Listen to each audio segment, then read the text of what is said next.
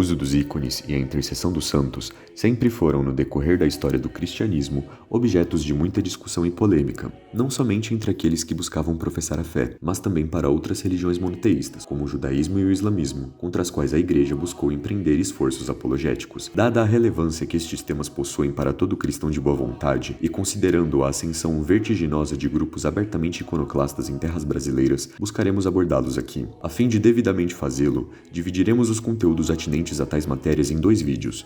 No primeiro deles, trataremos dos fundamentos teológicos que legitimam o uso dos ícones. No segundo, versaremos sobre a intercessão dos santos, assunto intimamente relacionado ao do primeiro. Não é nosso objetivo fazer polemismo ou causar indisposição naqueles oriundos de tradições religiosas que rejeitam representações iconográficas. Tampouco buscaremos fazer uma exposição acerca dos desenvolvimentos históricos da iconografia cristã ou do simbolismo dos ícones da Igreja Ortodoxa. Apenas tentaremos elucidar de forma minimamente sólida as bases teológicas que respaldam sua utilização. Estabelecida nossa intenção e o modo como iremos desenvolvê-la, procedamos para o conteúdo do vídeo.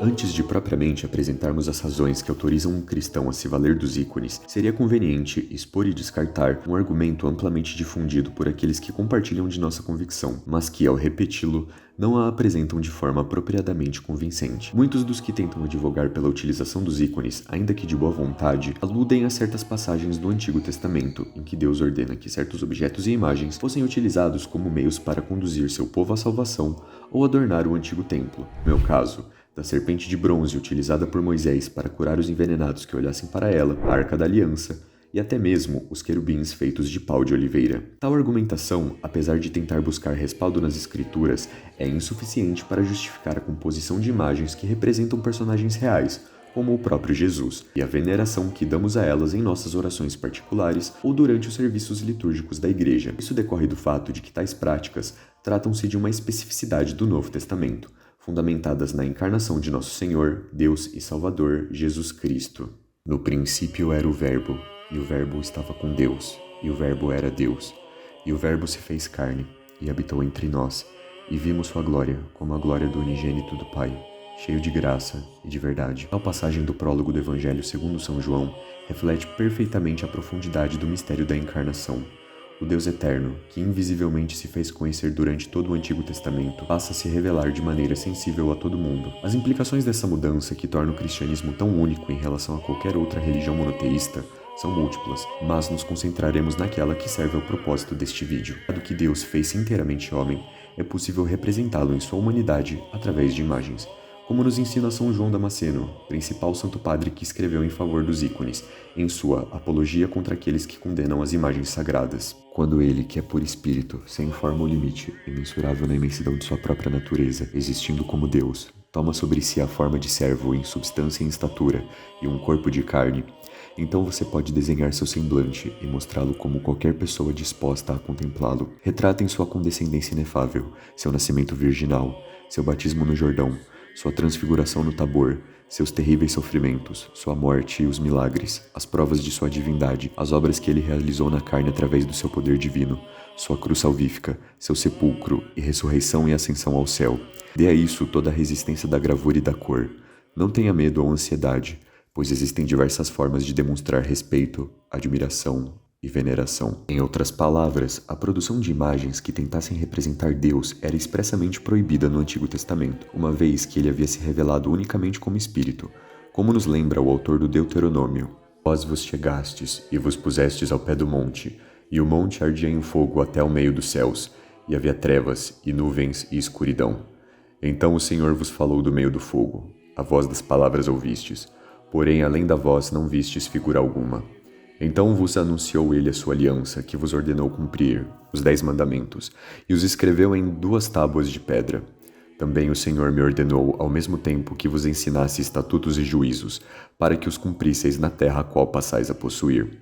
Guardai, pois, com diligência as vossas almas, pois nenhuma figura vistes no dia em que o Senhor, em Horebe, falou convosco do meio do fogo, para que não vos corrompais e vos façais alguma imagem esculpida, na forma de qualquer figura, semelhança de homem ou mulher, figura de algum animal que haja na terra, figura de alguma ave alada que voa pelos céus, Figura de algum animal que se arrasta sobre a terra. Figura de algum peixe que esteja nas águas, debaixo da terra. Que não levantes os teus olhos aos céus e veja o sol e a lua, e as estrelas, todo o exército dos céus, e sejas impelido a que te inclines perante eles, e sirva aqueles que o Senhor teu Deus repartiu a todos os povos debaixo de todos os céus. Contudo, quando esse mesmo Deus se digna ao encarnar e apresentar-se de forma visível à humanidade, torna-se igualmente passível de ser representado por meios visíveis, como o próprio Senhor nos diz no Evangelho segundo São João: quem vê a mim, vê o Pai. E conforme o discípulo amado nos ensina em sua primeira epístola, o que era desde o princípio, o que ouvimos, o que vimos com nossos olhos, o que temos contemplado e as nossas mãos tocaram da palavra da vida. Atentar contra esse fato em nome da luta contra a idolatria pode levar a problemas teológicos muito sérios, como negar a encarnação, tal qual fazem os judeus, gnósticos e muçulmanos, ou até mesmo atenuá-la, como fazem os apolinarianistas, que negam que Cristo possuiu uma alma humana, os nestorianos, que tentam separar de forma radical a humanidade e a divindade de Nosso Senhor, e os monofisistas, que creem que a encarnação representou uma completa absorção da humanidade pela divindade. Nesse sentido, é possível notar a íntima relação que existe entre a iconografia e a boa cristologia, dado que, se Deus fez-se conhecer através da união inefável das naturezas humana e divina na única pessoa ou hipóstase de Deus Filho, torna-se possível representá-lo. Falamos um pouco mais sobre a encarnação e cristologia em nosso vídeo sobre o sinal da cruz, referenciando o Concílio de Calcedônia, que de uma vez por todas resolveu tais questões no seio da Igreja cristã, ainda que aclaramentos e desenvolvimentos tivessem de ser feitos em concílios subsequentes. Os fundamentos para a confecção dos ícones foram estabelecidos, mas ainda se faz necessário tratar no que consistem os sinais externos de respeito e veneração que damos a eles. Para os Santos Padres, quando demonstramos algum sinal exterior de reverência com relação a uma imagem, a intenção não é propriamente dirigi-lo à imagem em si, mas ao modelo ou protótipo que ela representa, como nos lembra São Basílio Magno em seu tratado sobre o Espírito Santo. Porque se denomina rei também a imagem do rei, e não se diz que são dois reis. Efetivamente, nem a potência se reparte, nem a glória se divide. Assim como é uma autoridade que nos governa e único poder, também a glória que lhe prestamos é uma só, e não múltipla, porque a veneração da imagem se transfere ao protótipo. O mesmo que o Filho é por natureza, é aqui a imagem por imitação. Os teóforos padres que participaram do Segundo Concílio de Nicéia, o Sétimo Concílio Universal da Igreja, ecoaram as palavras de São Basílio após mais de 400 anos desde a sua morte, com a seguinte definição dogmática: de fato, quanto mais são contemplados na imagem que os reproduz, tanto mais os que a contemplam são levados à recordação e ao desejo dos modelos originais e a tributar a elas, beijando-as, respeito e veneração, pois a honra prestada à imagem passa para o modelo original, e quem venera a imagem, venera a pessoa de quem nela é reproduzido. Em suma, todo sinal externo de devoção e adoração que dirigimos a um ícone de Cristo ou a qualquer outro objeto que alude diretamente a ele, como o Evangeliário e a cruz, não significa a adoração ao objeto em si, mas a quem ele representa, o próprio Senhor. Buscando demonstrar como o tratamento que damos a uma imagem necessariamente dirige-se à pessoa nela representada, Santo Estevão o Novo tentou, diante do imperador iconoclasta Constantino V, pisotear uma moeda que continha uma representação de seu rosto.